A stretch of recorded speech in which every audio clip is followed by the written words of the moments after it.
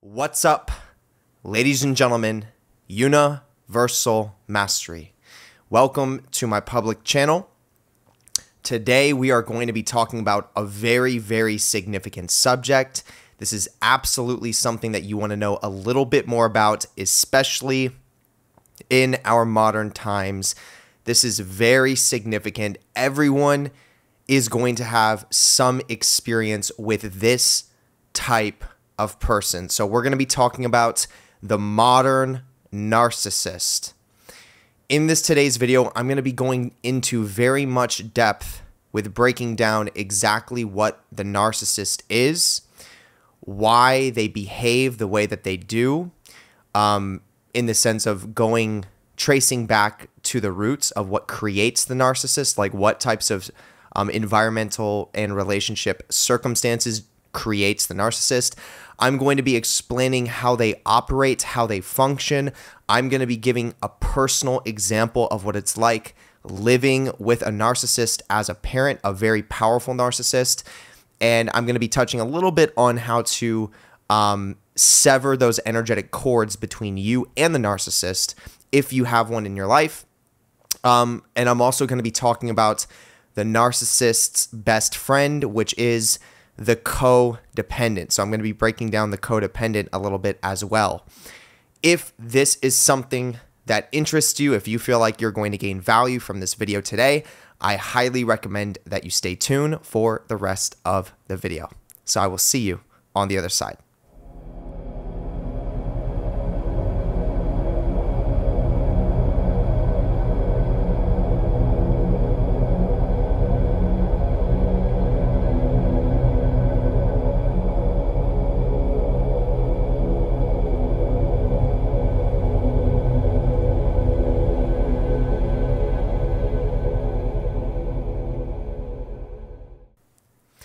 Okay, let me first start with introducing myself just in case you don't know who I am.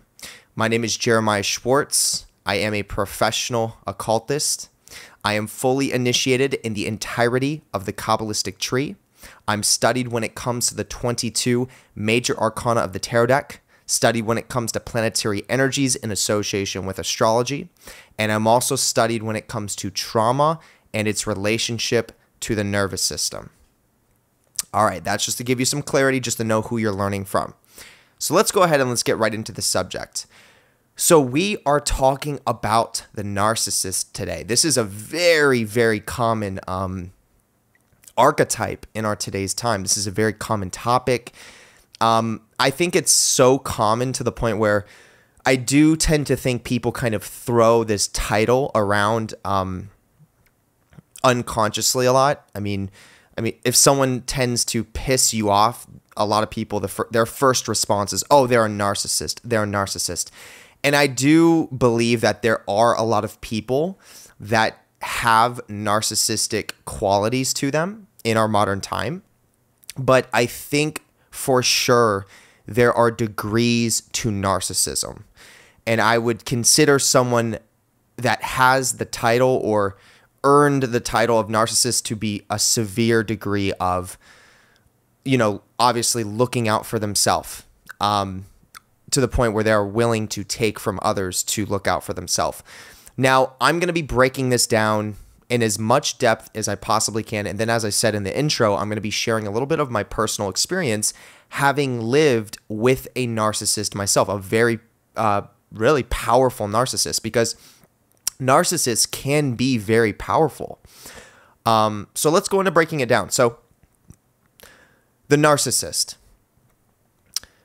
What is the narcissist? You know what, matter of fact, let me pull up a definition of what narcissist is. I don't think I've ever looked at that.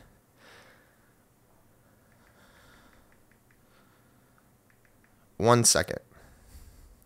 So here's the dictionary definition of what a narcissist is. A person who has an excessive interest in or admiration of themselves. Okay. Narcissists who think the world revolves around them. So we can see the general archetype of the narcissist is a part of what is called the negative polarity. So this is going to be a soul path of evolution that basically sees the source primarily within the self over other things.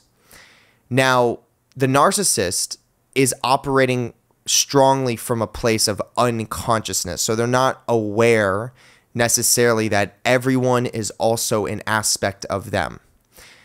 The person who is consciously pursuing the negative polarity as a soul path or as a spiritual path is aware that everyone is an aspect of them. So the way that they honor that negative polarity is seeing themselves in other people.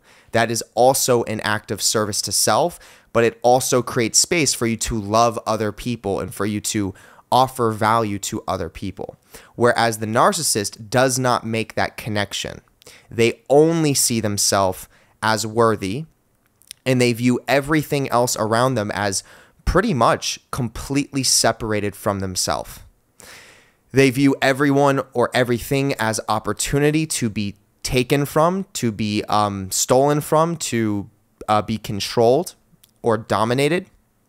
And the narcissist is willing to, and often does, hurt others, so do things that are in the disinterest of the other person in order to gain from them. So the whole concept of the narcissist, really, we could look at it, is the modern time unconscious vampire. The person who sucks your energy and leaves you feeling terrible and oftentimes leaves you in a space where you're really confused and you're just hurt. You're like broken after the narcissist. So that is how the narcissist operates.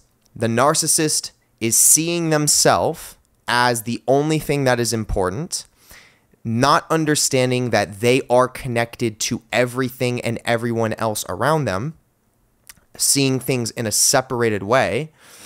And the way that they thrive, literally, this is the way that they gain energy, is by hurting, taking advantage of, controlling, and dominating other people or other things. Because what this is doing is this is giving the narcissist a sense of power. It's giving the narcissist a boost in their sense of self-identity. This is how they gain their vampiric power. When they can dominate something and when they can control something, that's what fuels their sense of self, because they are viewing themselves as separated from other things, and they are the most important thing, in their reality. So that's how the narcissist operates. Now, here's the thing. Now, of course, as I'm even breaking this down, a lot of people are like, wow, that sounds pretty evil. And the reality is that most narcissists that are operating in this way are doing this largely unconsciously. So a lot of them, for example, if a narcissist was to come across this video and listen to me breaking this down, which most often is probably not going to happen, just because narcissists would not be seeking content that is based around self-development, most narcissists, if they heard me break this down, they would probably not even think or reflect enough to realize this is how they behave. But the way they are behaving based on their unhealed traumas is in that way. So they are operating unconsciously in that way that I just described, even though if they were to be confronted about that, they would deny it. They would say, no way, that's not how I act. That's not what I do. All right? Just to give some perspective. So narcissists aren't, quote unquote, necessarily these conscious evil people that are really trying to hurt you. They are operating from a space of what they went through, connected to the trauma that they have been through in their life. So they're only operating off of really what they know and what they know in regards on how to survive. So this goes into the next piece. What is the environmental and relationship circumstances that creates the narcissist? What creates the narcissist? Okay, so the narcissist is created within a family dynamic, of course, of other narcissists. So this family dynamic looks like this. Every single person in the family is primarily looking out for themselves over everyone else. So that means mom is primarily concerned about what she has going on in life. She probably has her own job. She has her own, path that she's really committed to. And that's like her main focus. Dad has probably his own job, his own path. That is his main focus over everything else. Brothers and sisters have their own path, have their own job, have their own thing going on that is designed to be focused on themselves over everything else completely. So in this family dynamic, there is a lack of unconditional love because every single person is completely looking out for themselves and they are unavailable to be vulnerable enough to find win-win situations with everyone else in this family dynamic. So basically everything is operating off of a zero-sum game. So it's like, it's either I'm taking from you or you're giving me something, and I'm winning. So everyone in that dynamic is in a space where basically everything is transactional. There is no sense of like, oh, if I help you, that also helps me because we're connected, we're family. They don't have that awareness. So the way they're operating is, can you help me? And if you can help me, good. That's what I want from you. I will like you more if you help me. But everyone's in that mindset. So you can imagine when you're living within an entire family dynamic where everyone is operating under that behavior, there is going to be an extreme coldness on an emotional level. There's going to be almost a feeling of not being emotionally connected to a family unit. There's going to be a sense of separation because everyone's looking out for themselves. Even though you may do family things, you may have your movie nights, you may go, have your dinners with the family, you may do certain things with the family, but remember, everything is pretty much transactional. So for example, if you and your family are in this dynamic and you go for a movie night, it's the movie night. That's the only reason why you're all gathering together, is just to watch the movie, not to necessarily bond and connect on a emotional soul level with your family. It's like, oh, we're just watching the movie. We're just getting food together. We're just doing this thing because this is what families do. All right? This is very common with this narcissistic dynamic. So that is the circumstances that creates the narcissist. Because if your parents are operating in that way and you are born into this family unit, you are trained at a young age on a nervous system level to look out for yourself at all costs, because you are watching mom do it, you are watching dad do it, and you are seeing how they are loving themselves by playing a zero-sum game of, I have to take, or I have to have things given to me for me to love myself. And that is how the child learns how to love themselves. That becomes their only way to know how to receive love, because they are not getting unconditional love from mom or dad. They are getting conditional love. And the parents will oftentimes train the child not only by their own behaviors, but they will also train on an ideology level, on a belief system level, to operate in that same way. So they will, in many ways, train the child to have to gain things or do things in order for them to love themselves. So the child has to have this type of job, make this amount of money, have this many people under their control in order to be loved, or in order to love themselves. That is what the parents will oftentimes unconsciously train their children or child to believe. So with that being said, this is the dynamics of the narcissist. Now, obviously, this is generational trauma. So wherever the roots of this started, it starts with abuse. Okay, so whoever was at the very root of this narcissistic behavior, there was severe abuse that had taken place in the family. So someone had went through some serious trauma that they didn't process properly. And because of that, they became extremely abusive. And that abuse caused the person to separate from the abuser and have to cope by seeing themselves as the most important thing to survive the level of abuse that they went through. So if you grow up in a family where your mom and your dad are extremely abusive towards you, even on a physical level, we could say, becoming a narcissist sometimes can be the only way to survive those family dynamics. And this is literally what generates the narcissist. It could be someone that's just really hurt and really damaged, and maybe they're like an extreme alcoholic and they start abusing their child.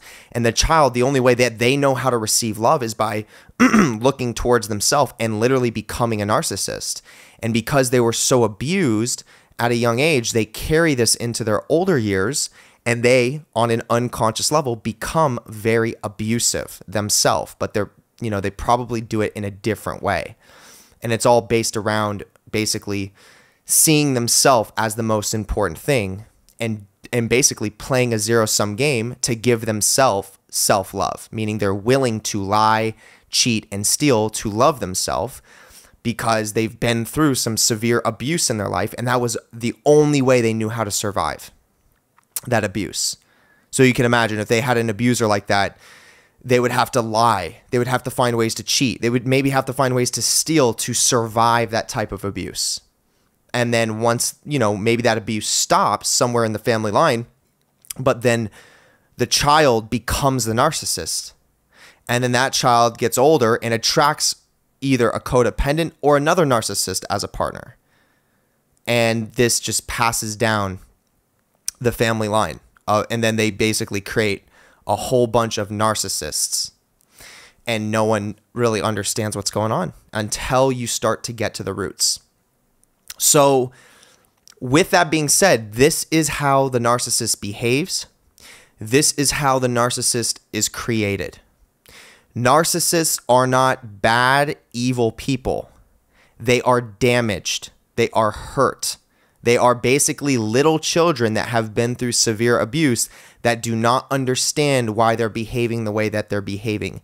This is important to understand. So the last thing that I want you to do is, walk away from this video and think, yeah, narcissists are crazy, evil people, and, my life mission is to destroy them or to expose them.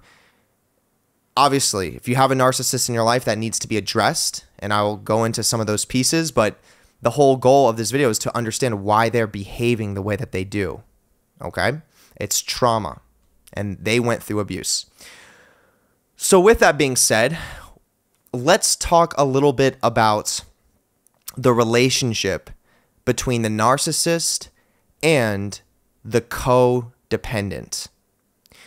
What do these two dynamics look like? So there is a strong connection between a narcissist and a codependent. Let me see if I can pull up the definition of a codependent really quick.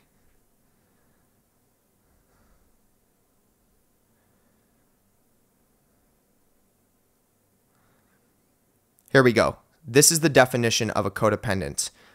Characterized by excessive emotional or psychological reliance on a partner, typically one who requires support on account of an illness or addiction.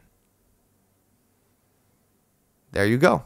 That is the definition within the dictionary of a codependent. So the codependent and the narcissist have an energetic match to each other. And the reason why is because within every single codependent, there is also a hidden narcissist. Because the codependent, the way that they gain control over their life circumstances is by being in that position of needing emotional attention or needing to rely on another person. So when it comes to the codependent to the narcissist, the codependent is in their power when they are needing to rely on another person. Now, obviously, if a person is healthy and they are integrated, they're not going to want a codependent in their life. So, of course, what is going to be the perfect energetic match for the codependent? The narcissist. Because the narcissist, they're playing a whole zero-sum game, and they are looking to take, and they are looking to control, and they're looking to dominate. So the codependent and the narcissist match very well together because the codependent is okay with and is actually in their power when they are being controlled by the narcissist. So it's like the weird narcissistic tendencies in the codependent find its power when it's being dominated or controlled by the narcissist. And then that relationship dynamic comes together between the two people, and one partner is being completely controlled by the other, but the one that's being controlled is used to and likes the control because that is the background that they come from in regards to the trauma that they've been through. So what ends up creating a codependent? How does the codependent get created based on their relationship and environmental experiences? The codependent also grows up within a narcissistic family dynamic. Now, typically, there is going to be a very abusive person within that family dynamic. Whether it's the dad, whether it's the mom, whether it's the brother or the sister, there's going to be a narcissistic person that is abusive, and that person is going to be labeled as dangerous to the person who is codependent. So the way that this codependent actually becomes codependent is by finding ways first to identify who is the dangerous person in the environment, who is the narcissist, who is the person that is conditionally loving everyone. That is the dangerous person. And once they identify that, what they do as a coping mechanism to survive living with this dangerous person is they find ways to sacrifice their own authenticity. So they will find ways to sacrifice certain aspects of themselves that are authentic to them in order to be emotionally dependent on the narcissist or on the dangerous person. And of course, the narcissist loves that type of dynamic. So the narcissist will take them in with open arms because they can see that they can control the codependent, and the codependent can see that the narcissist will take them in and not hurt them necessarily. So the narcissist is going to have a very different relationship with someone who is resisting the narcissist compared to the codependent who will sacrifice a part of their authenticity to then be in the relationship with the narcissist. So on the surface level, it will look like the narcissist is actually taking care of and loving the codependent, when in reality, the only way that they're having this relationship connection is because the codependent is sacrificing their own authenticity to be dominated by the narcissist. But the narcissist, when it comes to another person who's in resistance to the narcissist, who's not sacrificing their true self, it will look like they have active battles with each other, or they will resist each other. Because remember, the narcissist is playing a zero-sum game. If you're not giving me what I'm wanting in regards to being able to control, being able to dominate, being able to take, then you are my enemy because we are not the same. So of course, if you're not sacrificing your authenticity to be friends with or codependent on this narcissist, you will basically in many ways be their enemy. All right? So the person that is the codependent, they are living in this type of family dynamic. And because it's the family dynamic, I mean, you really have two choices. Are you going to be the enemy to the narcissist in the family? Or are you going to sacrifice a part of yourself to create peace, to create an environment where there's more truly harmony, even though you're sacrificing a part of yourself? So as we can see, this is a coping mechanism, just like all these different ways of being are. Being the codependent is a coping mechanism to survive that family dynamic, just like being the narcissist is a coping mechanism to survive severe abuse. So that is what creates the codependent. And this is literally why the narcissist and the codependent get get along so well together. All right. So with that being said, what piece do I want to cover now? So let me go into explaining a little bit about my personal relationship with having a narcissist as a father and how that affected me in my developmental process and how I had to go through a lot of processing and trauma work in order to undo that pattern within myself. Let me explain from a personal level of what this looked like, from personal experience. So my father grew up in that family dynamic where everyone was looking out for themselves. Now, there was some severe trauma that took place in his childhood. He actually ended up losing a brother in a very traumatic way through suffocation when they were playing hide and go seek. And this was an identical twin to my father. So this was a very severe trauma. Now, when his brother passed away, that obviously affected him on a deep nervous system level. And because he's in this narcissistic dynamic, no one in the family was emotionally there to help him process. So everyone was always looking out for themselves and thinking about themselves. Now, because of that, and mixing that with this extreme trauma, my dad ends up growing up and ends up really attaching to religion. So shortly after his brother suffocated when he was 5 years old, the whole family was introduced to Christianity because there was some sort of evangelist that came knocking on their door, and they ended up basically converting all of them to Christians. Now, they are still narcissistic, but now they have the title of Christians. So now they're getting involved with other communities and other groups of Christians, and they are using that as a coping mechanism to further spiritually bypass from actually processing the repressed emotions from all the trauma that they have all experienced.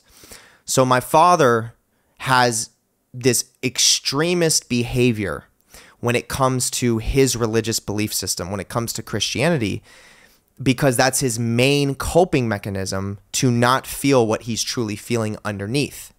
Now, his behaviors are completely narcissistic. So everything that he says in regards to, this is what God wants, this is what God says, this is what the scripture says, let's say a prayer, let me pray for you. All of this is done under the scope of basically seeing himself as God. So when he's talking about this is what God wants, this is what God does, this is what is righteous, or this is what is the Holy Spirit, he is actually talking about himself. That is not what the source wants. That is not what God is. He's referring to himself. But the thing is he is doing this unconsciously. He doesn't know that's actually what he's doing.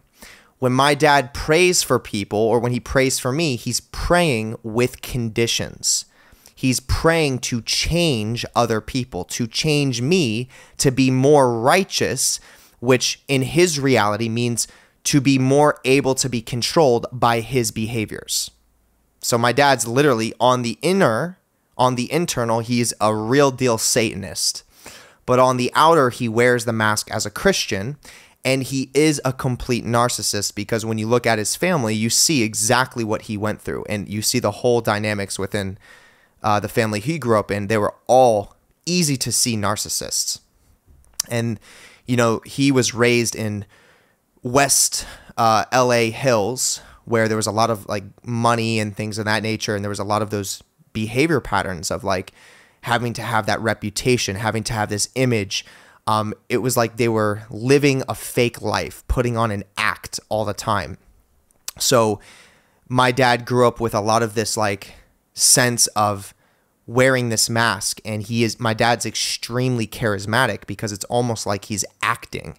And this is actually where I get a lot of my charisma from. So this also for me was a blessing in disguise, but clearly with that blessing, I had to do a lot of emotional processing to really integrate it. But this is where I get a lot of my ability to speak and a lot of my charisma and passion with what it is that I do because of him. So long story short, my dad is a complete narcissist. I grew up in that dynamic, not really understanding that because that's what I just naturally grew up in. Now, my mom, on the other hand, grew up in a completely different dynamic. Her dynamic was like the complete opposite in many ways. So as I said, my dad grew up in West Hollywood Hills, whereas my mom grew up and she was raised in Ironwood, Michigan, which is like a really small town in the middle of nowhere, basically in Michigan. A lot of people don't know where that is. Very different environments, very different circumstances, but this is the I'm about to explain what put them into energetic resonance with each other. So, as my dad is the main narcissist, my mom, the relationship that she had with her dad, my grandpa, was also conditional, but not like super, super conditional in the way where it's not like my grandpa was like this super severe narcissist. It's just that he went through so much abuse and he was having a really hard time processing it that he didn't know how to unconditionally love. He just didn't know how. It's like he wanted to, but he didn't know how. So he would treat my mom and her sister, which would be his daughters, he would treat them like boys because he didn't know how to be loving and open emotionally to basically connect with daughters. So he treated them like boys. And my mom's sister ended up in many ways having to adopt a narcissistic behavior pattern to get love from her dad because he wasn't emotionally available to love her for who she was. So that was hurtful to her. So she assumed this identity in order to get love from him. So in a way, it's almost like she became the codependent towards her father, who was an unconscious narcissist. Even though that's not what he really wanted to be, it's just what was happening. And my mom was recognizing sort of this dynamic at the time, and she understood that she didn't want to assume that role of the codependent necessarily, but her sister was playing that role towards her dad, and then out of resentment, her sister ended up becoming the narcissist to my mom, to her sister. So then my mom gets into this relationship dynamic with her sister where she's getting abused. And in many ways, my mom became the codependent to her sister just to survive that dynamic. So it's like you can see how these things create themselves when you're in these environments and when you're in these relationship situations. So my mom, having grown up in that type of dynamic, is energetically prepped to be a codependent because that's what she went through with her older sister. And her older sister, once again, was behaving that way because that's basically what her dad was doing. He couldn't unconditionally love her. So she had to sacrifice her authenticity to be the boy that her dad wanted, but then resented him for it and held in all that anger and projected it towards her younger sister, being my mom. So now my mom's the codependent to the narcissistic sister. And my mom's just prepared to be, she's on a nervous system level prepped to be a codependent. So eventually when my mom gets old enough to leave the home, she does, and she moves to California. This is where my parents manifest each other. They are in energetic resonance to each other on a deep unconscious level. So they are not aware of any of these dynamics that I'm explaining right now. My dad at this time is completely unaware that he's a narcissist, and my mom is completely unaware that she's a codependent. But they ended up attracting each other, and then they created me. So I grew up in that same dynamic where my dad's the narcissist, my mom's the codependent, and I'm the child that is now observing these things happening and not understanding what's taking place, just thinking my mom and dad are normal mom and dad, and they're loving me like normal parents love their children. Now, everything shifted for me when my mom ended up, basically my mom was the one healing. She was the one that was integrating through my birth. So when I was born, my mom started realizing she can't be the codependent. She can't stay in that dynamic. So she started getting to the point where she realized at some point she was going to have to leave my father. And of course, that's a big deal when you are leaving the narcissist, when you are flipping the role of being the codependent to then saying, you know what, I don't want anything to do with that anymore. Remember what I said. The narcissist views that as you are now their enemy. So eventually my mom left my father when I was 14 years old. And this is when everything really hit the fan for me, because I'm now living in this dynamic where my father was conditionally loving me because my mom was sacrificing her authenticity to be with him. And I was also in many ways doing the same thing, looking at my dad and wanting his approval. So I was kind of in that role of, in many ways, being the codependent towards my father, just because I saw my mom doing it. When my mom left him, I actually started recognizing some of the things that were actually taking place. I saw how my father actually was. I saw him in regards to his true colors. I saw how he was behaving. I saw that he wasn't truly there for me when my mom left him. I saw how he just tried to create like a whole new family and basically wipe that memory out from under the rug. And in many ways, he started attacking me because when my mom no longer played that codependent role with him, I unconsciously wanted to not play that role with him anymore. I no longer looked up to him as this role model or this idol that I always thought he was. So my own identity started shifting. And in order for my father to survive as the narcissist, he had to see me as his enemy.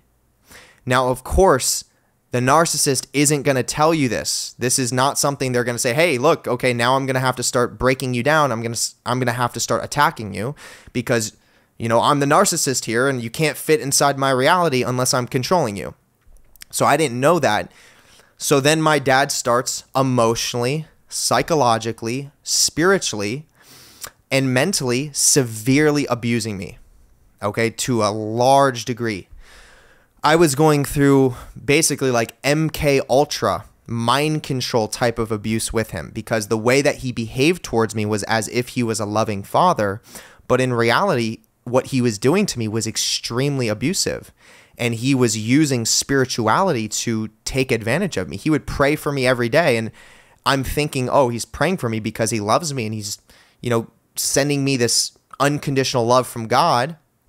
And in reality, every prayer that he's sending is a conditional binding. It's like a conditional, like, you got to be my son. You have to be this way for me to love you. You have to be this way to make me proud. And I went through so much of this with him, not understanding what's going on, that it just left me completely damaged. So my relationship with him was more, you know, in order for me to survive around him, I had to be the codependent, but I was also developing narcissistic qualities in my life too, because that's the only way I knew how to survive. So the more it was like I was rebelling from him, the more of a narcissist I was becoming in order to just survive living with him as my father. So I started kind of adopting some of those narcissistic qualities with my other types of relationships that I was manifesting outside of the home. So some of my closer friends at that time, our relationships were based on narcissism and codependency. So sometimes I would be the codependent to one of my friends, and sometimes they would be the codependent to me. So we would actually flip roles at times. But the reality is we were both narcissists. And the funny thing is we had a whole group of people that would basically surround our friend groups that were codependents to us. So on that energetic level, because I had dealt with what I dealt with my family dynamic, I was in resonance with other narcissists that had similar family dynamics, and we understood each other on that level. So we knew on a deep unconscious level how we had to behave together, and we would have other friends that would basically be under our control or our dominance because we were the main narcissists. So you can imagine this is just this terrible cycle to get stuck in. And obviously there's this lack of true love. There is a lack of real emotional bonding. Everything is transactional. So for me, during this time frame of my life, the way that we transactionally bonded was through substances, through smoking weed, through drinking alcohol, taking pills, whatever. That was literally what held these relationships together. And there was a lack of real love. There was a lack of like, hey, this is how I'm feeling. Like, let's have a real talk about some real life things. There was none of that. It was all about how can we gain more control? How can we take power from other people? How can we better worship ourselves? And we were operating that way completely unconsciously, meaning we didn't fully understand this is what we were doing. It's just we were so used to that type of behavior. And in a weird way, we did have love for each other. So like my friends that I attracted in that state, we did have love for each other on that level, almost like we could see that we had been through similar trauma, but we just didn't know how to unconditionally love each other. It was a weird thing to be stuck in, but as you can imagine, that's a painful way to live. And eventually it gets to the point where it crashes, because when you're always playing that zero-sum game and you're always stuck in that narcissistic state, someone always has to win. At the end of the day, someone's got to take the upper hand. So you're constantly going back and forth. There's constantly a battle that's at play. And of course, you have a strong likelihood to attract individuals that are willing to steal, cheat, and lie. So when I started realizing that some of my friends that I was hanging out with a lot were lying to me in certain ways, and even on different occasions stole from me, this is when I started realizing I don't want that anymore. This is not what I think it is. So at one point, I decided I no longer want to be in this narcissist relationship dynamic. And I ended up cutting off the relationships that were built on that narcissistic behavior. And then I had to cut the root off, where the root of this came from my father. So at the time I was living with my father, unconsciously being programmed to be this narcissist by being around him, not knowing any of this, understanding that my friendships were, coming to a close, cutting those off, and then eventually realizing I got to get out of my dad's house. And when I literally got out of my father's house, that is when I started healing for like the first time in almost 10 years. So I went through a very deep process of healing, but I had been through so much trauma living with my father that I had developed just this complete alter personality state of consciousness, like an alter state of consciousness. And that was very hard to integrate, because it was like a personality that I assumed that was completely not who I am. I'm aware it's not me, not knowing how to get back to me.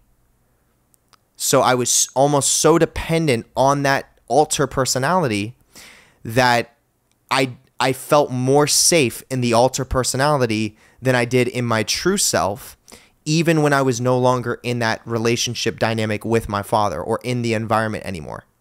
So when I finally separated from living with him, that's when I started integrating slowly but surely and processing this whole alter state of being I created just to survive living with him in the first place. That took some time, and I actually finally let go of that in 2020. So this was literally about 4 years ago that I actually let go of this. That's not even that long ago. That's how long it took me. I had left my dad's house, I want to say in like 2017, maybe early 2017. And it took till 2020 to finally let go of that alter personality I created to survive living with him. So it took me time to integrate and process those energetic connections that I had with the narcissist.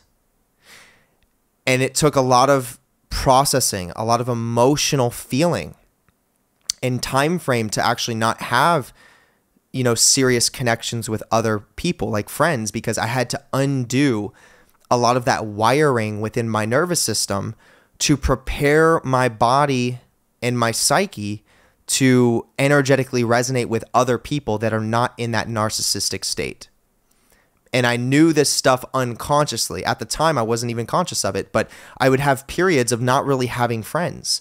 And I would just be doing a lot of like spiritual work. I'd be doing a lot of emotional processing. I was working on my foundation, working on my unhealthy coping mechanisms.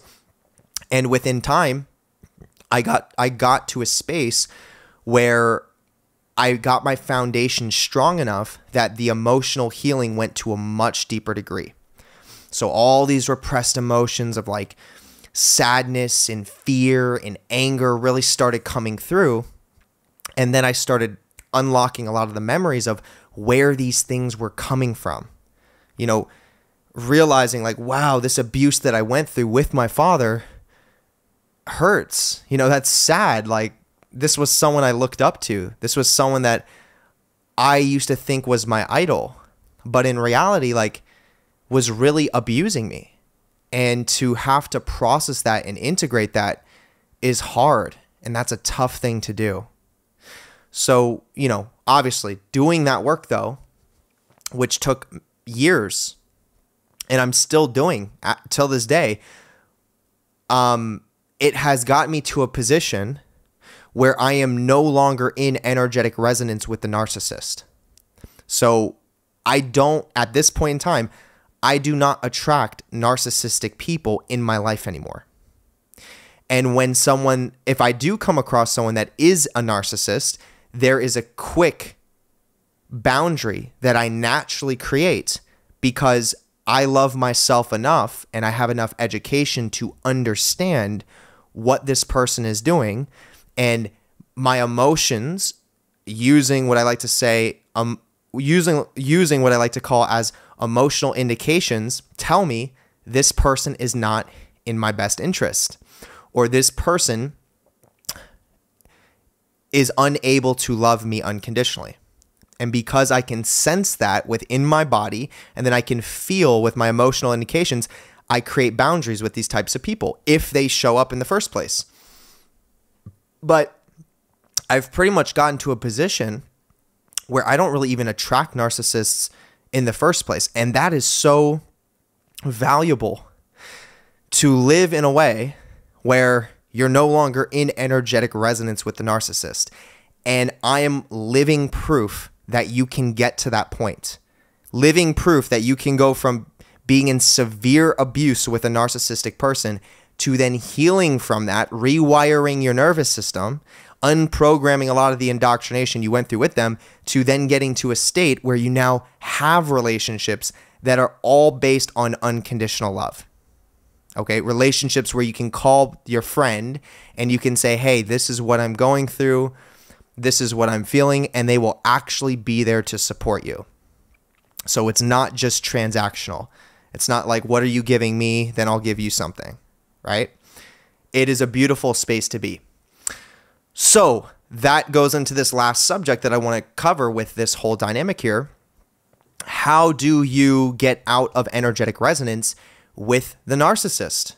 How do you stop finding yourself getting attracted to these types of people? Because, a lot of people that come from these relationship dynamics where they had to assume the codependent role, or they became the narcissist themselves, you are typically going to find yourself in these cycles of attracting more narcissists. And remember, the codependent has a hidden narcissist within them as well. So they're not just a pure victim that's being taken advantage of. That is their way of controlling the situation. So how do you break that pattern? How do you get out of that? You have to realize the trauma that you went through and the way that trauma has affected your nervous system is literally what is causing you to keep attracting these people in your life. So until you educate yourself to know this and realize that it's deeply rooted in repressed emotions, the only way to get yourself out of that resonance is to start processing some of those repressed emotions, to start feeling some of those repressed emotions. Now, this is some of the most uncomfortable stuff to do, because if you've been in that dynamic, then you've probably absolutely have narcissistic tendencies yourself, which means you are going to have to go through some serious ego death while you are self-reflecting and feeling your repressed emotions, which is naturally going to start happening when you start processing anyways. It will force you to start going through ego death, because the narcissist is playing the zero-sum game. The narcissist does not see the connection between themselves and other people. So when you're doing the emotional processing, you are starting to rechange the way that you are perceiving. You are starting to rewire your nervous system to behave in a way that is more authentic to what you're actually feeling, and that will force you to dissolve and disintegrate old belief structures and old ideologies that are based on that narcissistic way of being. And you will become a lot more sensitive while you're going through this to other narcissists, meaning you will become more sensitive to the negative effects that they have on you. And the more sensitive you become to those negative effects, the more you realize, wow, is it worth sacrificing myself to be around this person? Every time I'm around this person, I end up behaving and doing these things that makes me feel like shit. Every time I'm around this person, I end up hurting myself. What is happening here? Why is this taking place? And you eventually get to that point where you're like, you know what? I don't even know if I want to be around this person anymore. And then you create your first boundary. So the way you get out of energetic resonance with the narcissist is by doing the real trauma work, doing the real repressed emotional processing. And this is going to require a healthy foundation, which means education on listening to your body's sensations, education on unhealthy coping mechanisms, reintroduction of healthy coping mechanisms, education on emotional processing, and actually, very important, having someone help you do that, helping guide you through the process, and then tools that can support the emotional processing. This is what I call the foundation. This is the type of work that I do with my clients. This is exactly what I do with my mentorship programs, and it reaps very significant results. Okay, I have worked with people that have been through some severe traumatic abuse, and we are making huge amounts of progress in regards to rewiring the nervous system and getting back in tune with the body. Okay, coming out of the head, getting back into the body. And it's so awesome to work with someone that I see a lot of myself in personally, because, as I said, the abuse that I've been through is severe. Someone that I'm working with going through similar types of patterns of abuse and helping them navigate what I was able to navigate within myself. There's nothing more fulfilling and purpose-driven than doing that type of work. So with that being said, if any of you listening now are interested in potentially working with me, the second link in this YouTube description is where you can book that. All right? But overall, creating that foundation is going to be absolutely necessary to do that deeper emotional processing and rewiring of the nervous system, to then no longer have you in energetic resonance with the narcissist. Within the mainstream community, there's a lot, especially the spiritual community, there's a lot of ideas of, oh, if I sage my environment, then I can change the energy patterns that don't allow me to resonate with these vampires or these narcissistic people. If I surround my body with this bubble of light, then I can protect my energy field from the narcissist. If I say the mantra that I love myself, I love myself, I love myself, I am not in attraction to narcissists, I am not, then I'm going to change my energetic pattern on a subconscious level so that I don't attract these people. A lot of people think they can heal their nervous system by doing these artificial surface level practices. Yet, if you actually pay attention, none of these people are healing themselves from these dynamics. All you're doing is you're putting a Band-Aid on a wound that needs stitching. So the wound needs a lot more work. The wound needs a lot more intimate attention. And these people that are doing this type of surface level stuff, all they're doing is putting like a little Band-Aid on it. They need to actually tend to the wound. They need to nurture it. They need to understand, what's going on within their body and properly heal it. That is akin to what people are doing with these raising the vibration so that you're not in resonance with these narcissists. It is not going to cause permanent change. It's not going to cause long-lasting change. And I am also telling you this from personal experience because I have been that person too. I have experimented with that type of stuff.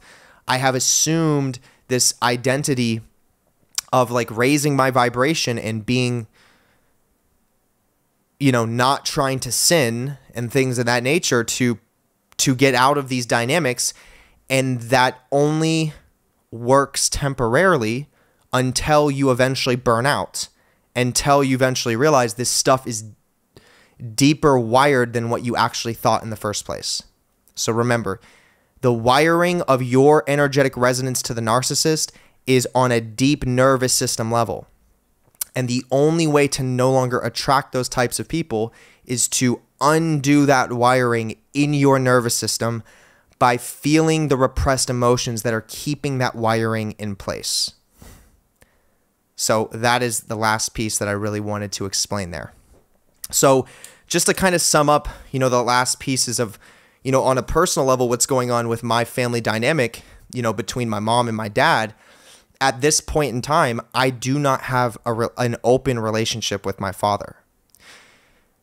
When it comes to dealing with narcissists, these are people that are very often unwilling to change. So trying to change a narcissist is almost like trying to move a tree by pushing it. It is very rare that a narcissist will change.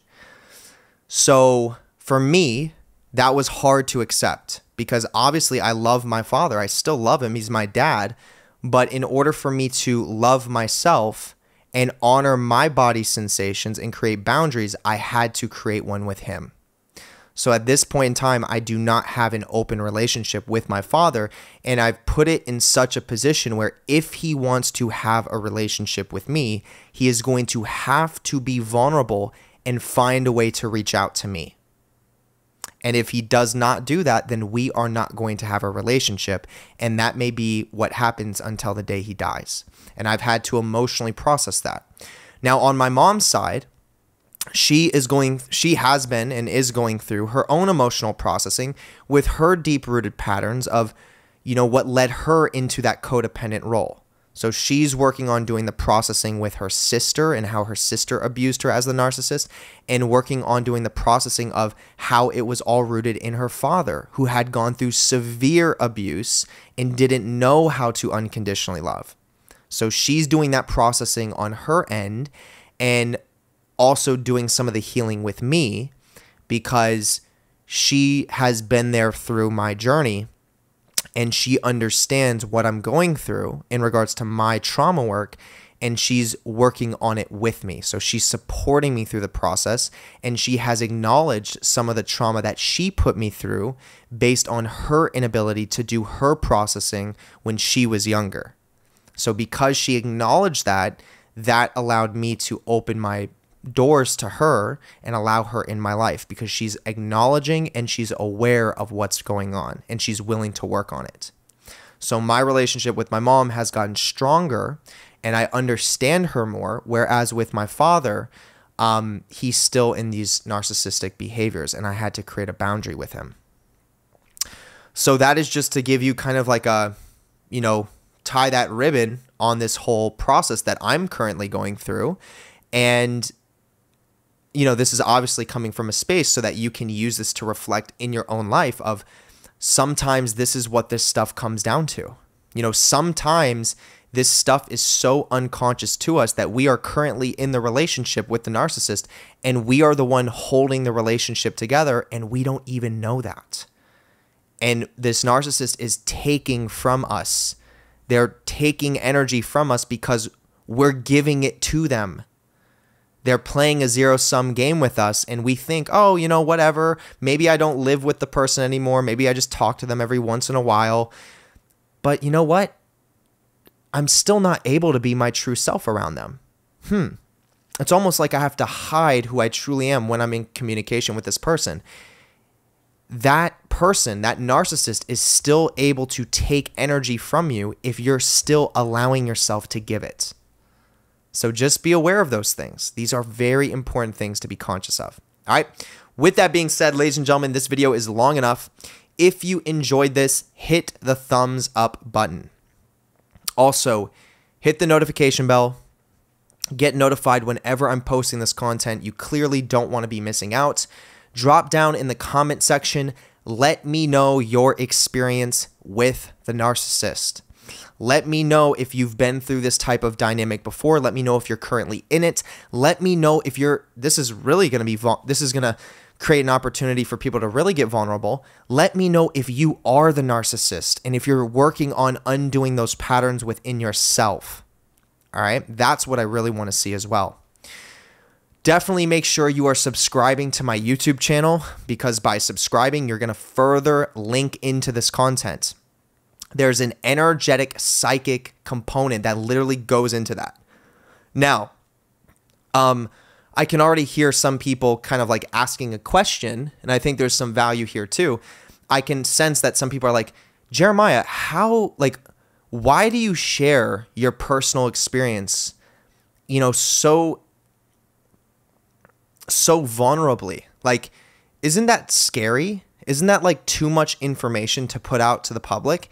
And the answer to that question is, one, for me, it's not scary because of what I understand. And what I know is that this is how the universe operates. This is the reason why we exist as human beings, to share this type of experience, to share this type of information. So by me hiding this from other people because I feel like it's too personal, or I feel like I don't know, maybe I'm too embarrassed to share it, or I just feel like it's too personal to share, that would be cutting myself off from a deeper source connection. In my way of understanding it, that would be like me robbing anyone that's learning from me by not sharing this stuff. It would almost be like robbing myself to not be able to express this type of stuff that I've personally been through. Because I personally believe that the stuff that I've been through, the reason I went through it is to share it from the lens of understanding and how I've learned to navigate these certain circumstances. So when I'm sharing this personal, intimate information, and when I'm getting vulnerable, telling you about my own experience, I'm not worried about that. I view this as a gift that I'm giving the world. And I also understand that I'm receiving a gift from doing this at the same time, because this is why I'm here. And I truly believe that this goes for everybody.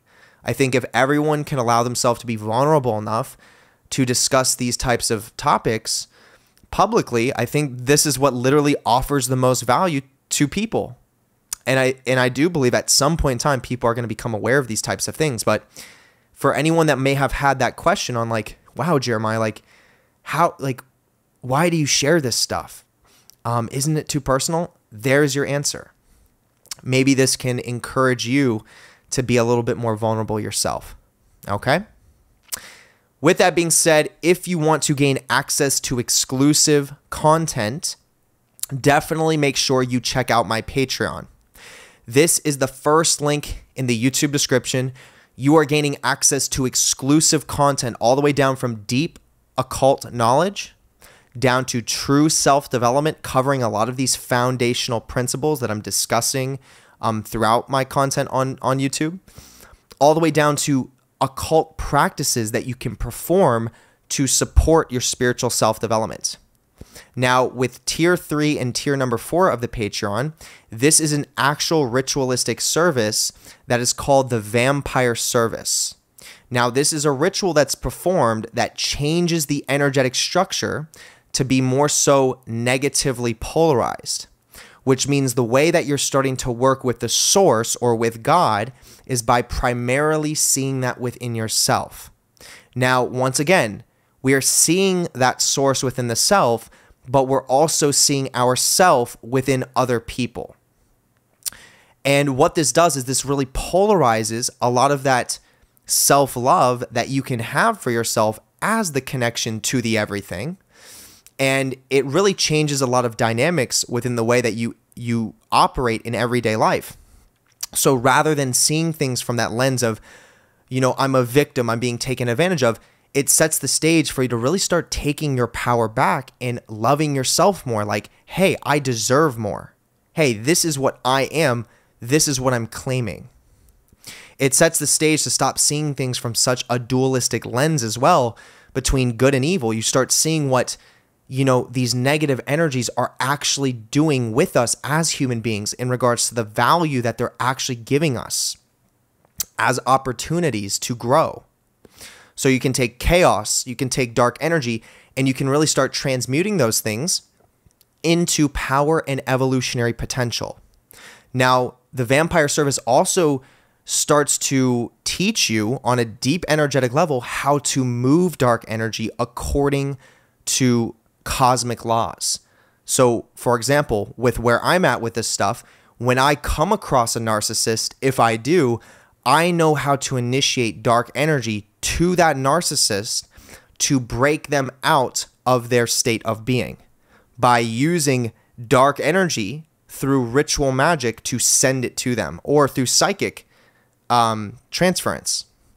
So I can actually break someone down that's operating in that space, gain power for myself or gain energy for myself, but also put them in a position where they can start to learn about their authenticity. Okay, so all of this stuff comes with that. Then you get entrance into the the Atlantean crystal grid. I have a whole playlist on my YouTube channel that kind of goes into depth with this stuff. Go into my playlist and look up the vampire content. Okay, we'll leave that there. This is all in the Patreon. Now, the second link is where you can book the one-on-one calls with me or the mentorships. If you're someone who's learning a lot from what I'm teaching and you want the deepest way to be able to communicate with me, it is absolutely going to be through the mentorship program. This is probably the most valuable thing that you can take advantage of. But at the end of the day, I've got a lot of mentorships currently going on, and I probably have room for about 3 more slots at this moment of recording. So if you want to take advantage of it, definitely look into it. But at some point, I'm going to have to put a cap on the amount of clients that I can take on, and I will have to eventually raise the prices.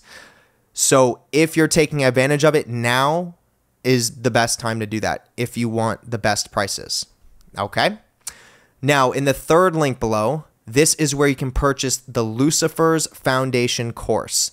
This is a course that gives you absolutely everything you need to know to develop a healthy relationship with Lucifer. Now, this is not for the beginner practitioner. This is going to be for a little bit more of an advanced practitioner or someone that is taking the practice very seriously.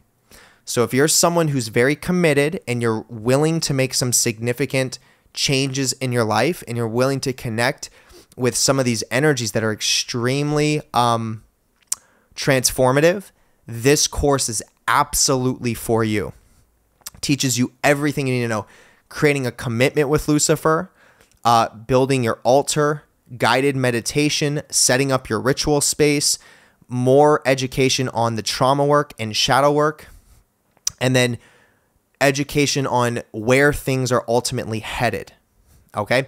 We've sold a bunch of these courses so far. They're just going to continue selling. I mean, literally, for everything you're getting access to, for the price that the course is, the price is $333. It's very valuable. We could be selling this for a lot more. Now, obviously, it's understandable if you don't have the ability to invest $333. I understand that. there are payment options. You can pay $172 the first month and then $172 the second month. So if that's something you're interested in, look into it. That is the third link in that YouTube video description. And this is 11 modules that you're getting access to that you will have access to for the rest of your life. Okay, so we'll leave that there. Fourth link below is where you can become a YouTube member, where you are getting access to exclusive content for the YouTube members only, which is breakdowns of music videos, where I'm doing occult breakdowns, occult symbolism breakdowns, as well as having members only chat within my live streams. So when I'm doing my live stream content, members only are the ones that get to engage and get to ask questions that do get answered in these live streams. So if that's something you're into, definitely look into that. That's the fourth link below. Then as we go into the fifth link, this is where you can purchase EMF incense sticks. This is electromagnetic frequency incense sticks. These are literally, and I stand behind this, the most powerful incense sticks on the planet. Why is this? They charge at a base level with quartz crystals. They are created by someone that is actively performing ritual and doing invocation while they're creating the sticks. There is real monatomic gold that soaks into the sticks themselves, which gives it a strong electromagnetic frequency property. The scents that are chosen for the sticks are based on an occult formula that gives deeper access to the subconscious mind. And then they are organic sticks that are long lasting. So each one of these sticks is a significant ritual within itself. And I encourage you to test this out for yourself by purchasing these sticks and compare it to your local incense sticks from like your local smoke shop or your local metaphysical shop. Test it out. Okay.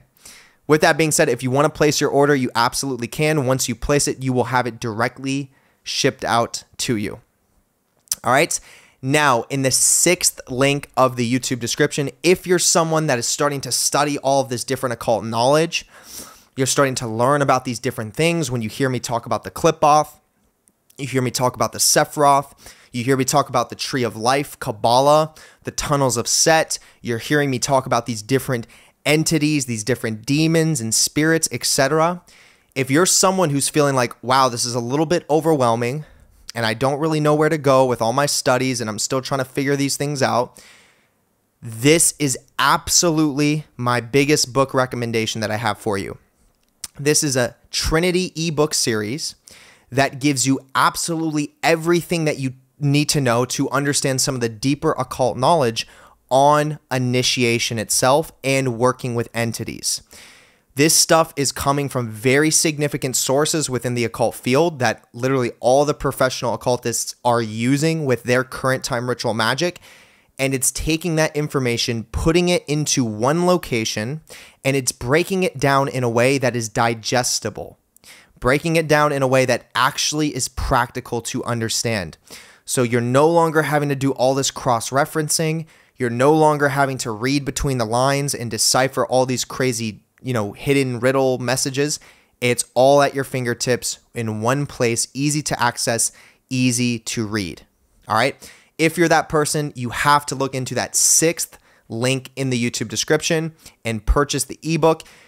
It is only $99, and this could be selling for over $300 easily.